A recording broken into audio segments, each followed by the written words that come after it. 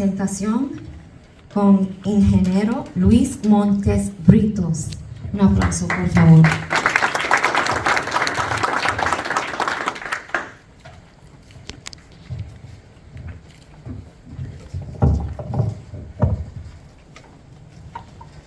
Bueno, antes que nada, muchísimas gracias al Ejecutivo del Condado que me permite estar acá y a sus representantes acá, la señorita Figueroa, que habla muy bien el español.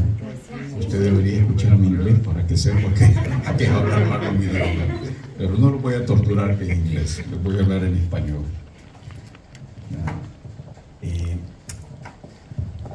El libro que me honro en presentar este día es producto del anecdotario personal de mi amigo, el general de brigada Carlos Alfredo Soto Hernández, a quien yo con mucho respeto llamo mi general, como me refiero a todas las personas que han tenido un grado militar acá, debido a la educación castrense que me enorgullezco yo de haber tenido. A mi general Soto lo conozco desde hace más de 40 años, ya por el mes de julio, agosto de 1979, cuando él, siendo cadete de cuarto año de la escuela militar, capitán general Gerardo Barros, llegó a la Guardia Nacional de El Salvador como parte de su preparación previo a su partida en septiembre hacia Madrid, a donde se iba a especializar en la Guardia Civil Española. Ya cuando él a su regreso, ya graduado como oficial, desarrollamos una franca amistad en tiempos de la guerra y en tiempos difíciles, y pues al llegar de nuevo a la benemérita Guardia Nacional de Salvador, prestigioso cuerpo donde mi general Soto sirvió como compañero de armas con mi padre. Quiero decirles a los presentes de que la historia no tiene una sola cara y que nosotros como salvadoreños debemos de entenderlo como tal. Yo sé que aquí hay gente de la Fuerza Armada o gente que perteneció al FMLN, que era el otro bando en conflicto. Cada quien cuenta su propia historia. Y yo pongo este ejemplo para que lo entendamos. Usted y yo podemos viajar el mismo día, a la misma hora, en el mismo tren hacia la ciudad. Probablemente usted vaya en el primer vagón, yo vaya en el último vagón. Usted va al lado izquierdo, yo voy al lado derecho. Usted va al lado de personas educadas, olorosas, ¿verdad? No importa, y yo tal vez voy atrás de un indigente. Al final del viaje, usted y yo, cuando contemos la historia, usted va a contar su versión, que va a ser diferente a la mía, pero no quiere decir que sea mentira ni una ni otra, sino que cada quien cuenta la historia desde donde la ha vivido. Y en El Salvador y en cualquier conflicto debemos de entender de que esa es la realidad. El libro que hoy nos ocupa nos habla, el libro Memorias de un General, nos habla de sueños, sacrificios, valores, virtudes. Nos habla también de filosofía, nos habla de estrategia, de táctica, de historia, de heroísmo, de amor a la patria, de amor a la familia, de amor a Dios. Como dato curioso, la presentación de este día, no fue planeado así, coincide con un hecho épico ocurrido hace 2500 años, cuando un día como hoy, 11 de agosto del año 480 a.C., en Grecia, los persas y griegos libran la batalla de las Termópilas, en la cual una mínima fuerza conformada por espartanos, se decían que eran 300, ¿verdad?, acompañados de unos 400, 700 tespios y unos 300 tebanos también, fueron comandados por el rey Leonidas I, y se enfrentaron a una descomunal cantidad de más o menos 1 millón, que era el ejército persa, y lograron detenerlo precisamente en ese paso. Lo detuvieron 3 días, porque a los 3 días obviamente una traición fue la que permitió, ¿verdad?, que los persas pudieran llegar por la retaguardia precisamente de los espartanos, pero todos recordamos, ¿verdad?, los 300 espartanos. Hace 2500 años todavía hablamos de ellos. Así que coincide mucho con la presentación de otro guerrero que tenemos acá, ¿verdad? Gente, guerreros de carne y hueso. El libro nos habla de hechos importantes sucedidos en El Salvador y en otros países. Y luego, ¿verdad?, la transformación que da el ejército para pelear una guerra de guerrillas, que es una cuestión completamente diferente. Y es ahí cuando nos habla y nos da esquemas, ¿verdad?, de los batallones de reacción inmediata, conocidos acá afuera como fuerzas especiales, del cual mi general Soto Hernández es, ¿verdad?, fundador de 2 batallones, de esos de 5 batallones que se hicieron en El Salvador. No es que él estuvo en un puesto administrativo, ¿verdad?, que le fueran a montar. El hombre estuvo, ¿verdad?, en plena acción. Y eso es lo que a él le da esa autoridad moral, y eso es lo que a él le permite contar, ¿verdad?, su historia. También en el libro nos habla de programas de educación militar, de plataformas filosóficas, de condiciones socioeconómicas, de geopolítica, de la estructura de organizaciones terroristas, como las 5 facciones que conformaban el FMLN, y pues como otras también a las cuales se sumaban, como la FARC y todas esas cuestiones. Y al decir que son terroristas, no es que yo lo esté diciendo, sino que han estado acá señaladas como tal por el Departamento de Estado. Algunos, incluso miembros del FMLN, incluso estando en el gobierno, no fueron admitidos en Estados Unidos. El caso, por ejemplo, del señor Manuel Melgar, que fue el responsable de la masacre de la zona rosa, ¿verdad? Él nunca tuvo irse en Estados Unidos, y por ejemplo, los funcionarios del gobierno de Estados Unidos nunca se sentaron en una mesa donde él estaba ahí como funcionario de El Salvador, porque nunca lo reconocieron como tal. El libro habla de la extensión de la guerra al campo diplomático, al campo judicial, al campo psicológico, a los medios de comunicación, al campo económico y al campo religioso. Tiene un incalculable valor histórico porque se abre pasos entre ríos de tinta de desinformación, de deformación, sesgo y fantasía de muchos autores proclives a la ideología marxista revolucionaria de la izquierda radical y adolescente de los años 70 y 80. ¿Verdad? Yo creo que ser colombiano aquí en lo mismo pasó en Nicaragua, lo mismo pasó en Colombia, la misma receta para todos lados, ¿verdad? En el libro da a conocer la visión y vivencia desde alguien autorizado moralmente por su experiencia como protagonista del conflicto armado. El autor fundamenta muchos de sus comentarios, puntos de vista y sucesos descritos en fuentes de prestigio. Cita, ¿verdad?, acuerdos de la ONU, cita también al Fondo Monetario Internacional, cita una cantidad de fuentes de prestigio, llevando al lector a entender hechos desde una visión micro a un concepto macro, lo que les digo, ¿verdad? A veces veíamos una cosa, por ejemplo, la ofensiva en El Salvador, ¿por qué? No, porque tenía que ver con la política internacional. El solo currículum del autor, formado para puestos operativos y estratégicos en escuelas militares y centros de entrenamiento militar de alto prestigio en Estados Unidos, como por ejemplo en el cuartel de los Boinas Verdes en Fort Bragg, también en España, en Europa, en Venezuela, en Israel, en Taiwán, en Panamá, en Chile y en El Salvador, es una muestra de su profesionalismo militar y también del profesionalismo de las Fuerzas Armadas en las que sirvió. A través del desarrollo de las letras, aunque el título del libro es Memorias de un general, subtitulado Conflicto Armado Interno 1980-1992, el autor revela su lado personal, su amor de hijo, como padre, como hermano, como amigo. Y días antes habían cometido otro hecho con el cual querían que el pueblo se insurreccionara, cuando ellos mismos fueron a poner una bomba a Fenasca y ahí murió Febe Velázquez. Miren que el FMLN reclama los asesinatos, pero miren se reclama mucho el de Febe Velázquez. No, ¿por qué? Investiguémoslo. Y entonces, casualmente, ¿verdad? Lo matan una semana antes y a la siguiente semana lanzan una ofensiva. Una ofensiva de esa magnitud no se lanza en una semana, perdón. Aunque usted una cena con la familia le es difícil programarle una semana antes, ya no digamos una ofensiva, una guerra y todo eso. Hay cosas que no tienen lógica.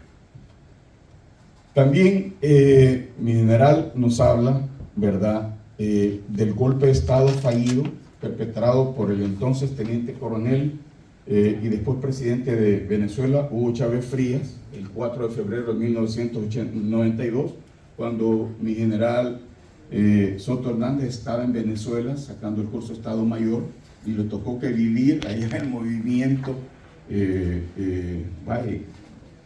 golpe de Estado, ¿verdad? En realidad ha sido afortunado de ver ciertos detalles de la historia en primera.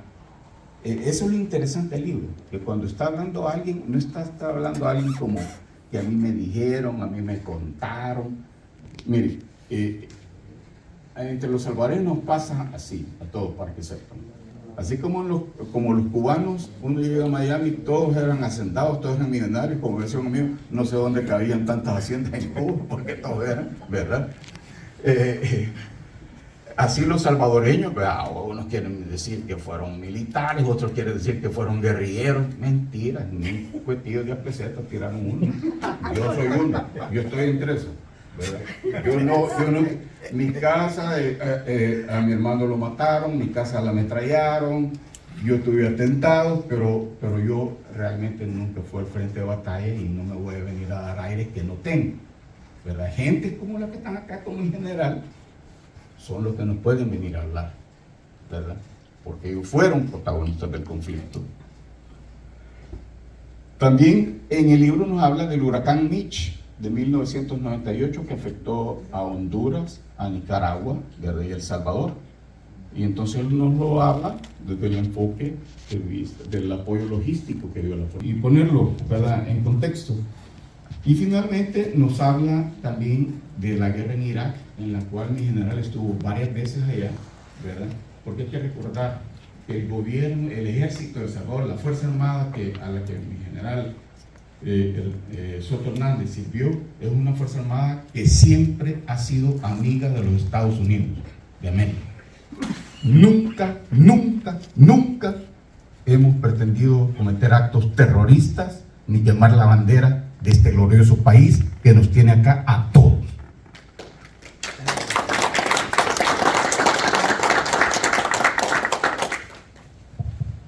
El libro también de mi general, ¿verdad?, habla de la transformación de un ejército salvadoreño preparado y diseñado para guerras regulares, así como las que habíamos tenido 10 años antes para pelear contra un...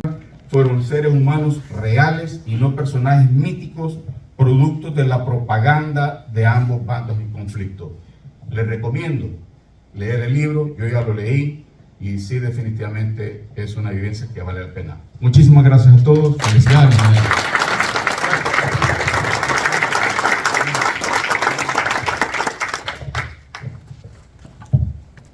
Bueno, buenas tardes a todos. Gracias por tomarse esta hora o media hora, 2 horas para estar aquí conmigo y compartir, pues, darme la oportunidad de dar a presentar mi libro, Memorias de un General. Primero, agradecer a Dios Todopoderoso por permitirnos estar aquí reunidos. También agradecerle, pues, a Melissa Figueroa, gracias por todo su apoyo, con Herbert Flores, desde hace 2 meses que vine aquí a solicitarle, pues, el apoyo. No dudaron en darme el apoyo, dijeron un sí rotundo, y hace 2 meses empezamos la planificación para dar a conocer mi libro, y aquí estamos. Gracias a mi mayor Torres por la presentación del currículum. Y bueno, el ingeniero Luis Montes Brito, quien lo conozco desde pequeño, no esperaba nada menos. Me ha puesto pero bien arriba. Yo espero mantenerme ahí todavía. Realmente me siento honrado de estar aquí en la Casa del Pueblo. Esta es la Casa del Pueblo. Gracias por esas palabras. Todavía las estoy digiriendo, las palabras que me hiciste de presentación, Luis. A Luis lo quiero mucho porque desde pequeño, cuando él llegaba a la Guardia Nacional a visitar a su padre, pues hicimos pues gran amistad. La hemos mantenido durante toda la vida. La idea de escribir Memorias de un General nace al final de mis 31 años de servicio en el ejército, porque yo veía que al final de la guerra muchos miembros del FMLN escribieron, los comandantes escribieron los secuestros, los asesinatos que ellos habían hecho de los empresarios, de los políticos, de los alcaldes. Y dije yo, bueno, hay muchos comandantes guerrilleros que están escribiendo, y nosotros empezamos a buscar por parte de la Fuerza Armada oficiales que escribían libros, pero eran muy pocos. Entonces dije yo, bueno, voy a empezar a crear pues qué es lo que yo puedo escribir de la guerra. De esa forma pues nace la idea de escribir. ¿Y cuándo es que yo decido agarrar el lápiz y el papel? 2014 es cuando yo decido estar visitando frecuentemente a mi madre, que vive aquí en Hempstead. Empiezo a escribir. Y la primera parte prácticamente del libro que trata de mis primeros años de vida, ya la leyó el mayor Torres, que nací en San Miguel, me crié en la colonia Belén. Aquí hay varios de la colonia Belén, parientes y familiares, amigos también de la Belén, que estuvieron, que no me dejarán mentir, pues que yo era un atleta de alto rendimiento. Cuando iba al círculo estudiantil, ahí prácticamente practiqué natación como por 7 años. Yo era prácticamente de los mejores del equipo de natación. Con el tiempo dejé la natación y me metí al básquetbol. Ahí fui compañero de Héctor Zelaya, que está aquí. Fuimos de la selección del Instituto Nacional, lo cual me permitió pues tener una buena condición física. Al final de bachillerato en el Instituto Nacional, un grupo de oficiales, de compañeros del Instituto de Bachillerato, como 10 aproximadamente, empezamos a prepararnos para ingresar a la escuela militar. De los 10, solo 3 logramos el objetivo de entrar a primer año en la escuela militar, que fue ya para 1976. Comenzamos pues en la escuela militar, entramos el 7 de enero de 1976. El primer año, recuerdo que hicimos el curso de paracaidismo. Ahí prácticamente los que no lograron saltar de la torre, una torre que tiene como 25 metros, que es un salto al vacío simulando de que están en el avión, prácticamente ahí llegó su carrera. Pues solo estudiaron primer año y fue a finales del primer año, ya no continuaron el segundo año. En el tercer año de la escuela militar logré sacar pues el primer lugar en el curso de comando. Era un curso solo para cadetes, lo cual me permitió en cuarto año pues ser nombrado para una beca para ir a estudiar a la Escuela de Formación de Oficiales de la Guardia Civil Española, que prácticamente es de donde nace la Guardia Nacional de El Salvador. Pues el primer director fue un español que yo pues con el grado de capitán, y luego lo ascendieron a coronel, y él era el director de la Guardia Nacional, el primer director. Por lo tanto, pues año con año la Guardia Civil Española mandaba 2 becas para los alumnos de la Fuerza Armada de El Salvador para estudiar allá en Madrid, España. De esa forma, estando yo en España, nos dimos cuenta el siguiente mes. Nosotros llegamos en septiembre. En octubre, el 15 de octubre, se da el golpe de Estado en El Salvador. Nosotros pensábamos que íbamos a regresar para El Salvador, y entonces nos dice el agregado de defensa: no, tranquilo, que no va a pasar nada, y por lo tanto ustedes van a seguir estudiando. Es importante mencionar aquí el golpe del 15 de octubre de 1979. Entonces, la situación estaba desbordándose. Mi general Carlos Humberto Romero tenía 2 años de estar en el poder y estaba siendo cuestionado los derechos humanos, la Guardia Nacional, los cuerpos de seguridad. En realidad nosotros no sabíamos cómo se combatía a una guerrilla. Estábamos comenzando, nadie sabía. ¿Qué pasaba? Como antecedente, el triunfo de la Revolución Cubana incentivó a todos los países de Latinoamérica a abrazar el idealismo del marxismo-leninismo para la solución de los problemas que existían en ese momento. Todos los países de México hasta el sur tenían pobreza extrema, toda Latinoamérica. O sea, había caldo de cultivo para que se generara ese tipo de pensamiento. Ya la Unión Soviética, después de la Segunda Guerra Mundial, decidió tomarse o avanzar países satélites de la Unión Soviética, y es como comienzan pues los montoneros en Argentina, el movimiento de izquierda radical allá en Chile, digamos en el Perú, Sendero Luminoso, en Colombia el M-19, el Ejército de Liberación Nacional, la FARC, y en eso estábamos. Ellos estaban, y en El Salvador no era la excepción. En El Salvador el Partido Comunista, desde 1932, que fue la primera intentona para la toma del poder, el Partido Comunista siguió, y no es hasta 1960 cuando ya Chafik Handal figuraba como líder y empezó pues a agitar más las masas, hasta que empieza un estira y encoge dentro del Partido Comunista. Los que están de acuerdo que se haga la guerra por medio de las armas, llegar a la toma del poder por la vía violenta. Chafik Handal no era de eso. Chafik Handal decía que los movimientos de masa, los sindicalistas, los obreros, los profesores, los estudiantes van a llegar a una insurrección popular y se van a tomar el poder. Esa era la forma, no a través de las armas. Es como nace las Fuerzas Populares de Liberación Nacional, Farabundo Martí, una decisión del Partido Comunista. Bueno, lo primerito que hacen para demostrar que están en ese escenario es secuestrar y asesinar al empresario Mauricio Borgonovo Pol en abril de 1977. En ese momento era ministro de la presidencia, prácticamente. El ERP no se queda atrás.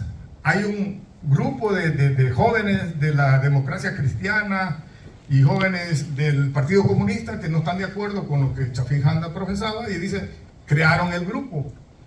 Lo primero que hicieron en 1971 es secuestrar y asesinar a Ernesto Regalado Dueñas. Prácticamente esos secuestros los hacían para recaudar mucho dinero para la causa de ellos.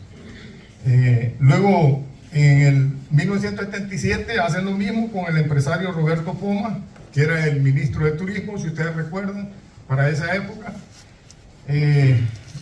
Ya ellos pues empezaban a colectar dinero, armas, porque también el ERP era el que más atacaba a guardias y policías nacionales y le quitaba las armas, y se estaban armando porque ellos eran de la ideales pues maoístas, a través de una insurrección popular, a través de la vía de las armas, y tomar el poder. Luego el ERP, el 10 de mayo, el Día de las Madres, como regalo, asesinan al poeta Roque Dalton, bajo un concepto de que le hicieron un juicio, de que él era de la CIA, pero no, en realidad siempre eran los problemas que habían entre ellos dos, entre los líderes, por quién era más líder, quién era el de la vía violenta, quién era el de la vía pacífica, y nace las Fuerzas Armadas de la Resistencia Nacional. En 1975, el ERP, pues, se va a ese grupo para formar las Fuerzas Armadas de la Resistencia Nacional, hasta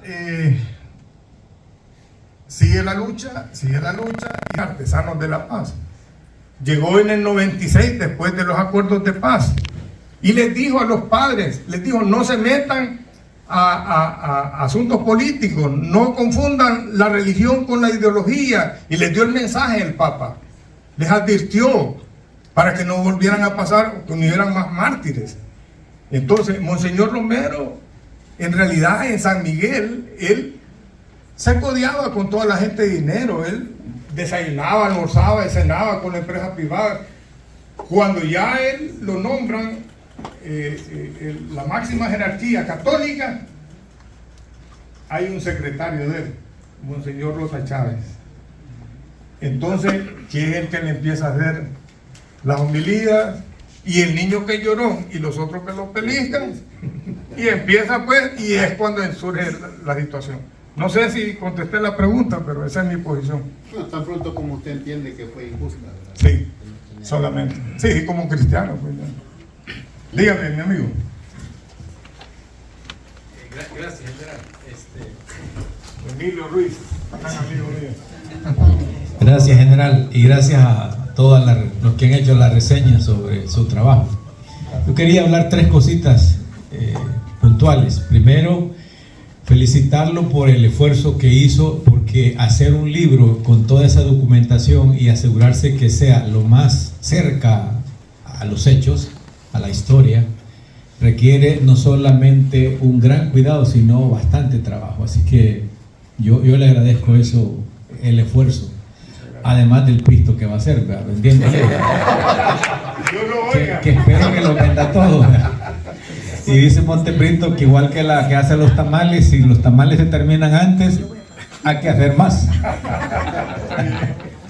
Ese es número uno. Número dos, animar a la audiencia, a los presentes y a los ausentes, que tanto su libro como otros libros del otro lado, hay que leerlos. Somos un canal diferente que te lleva las historias que te harán sentir el momento.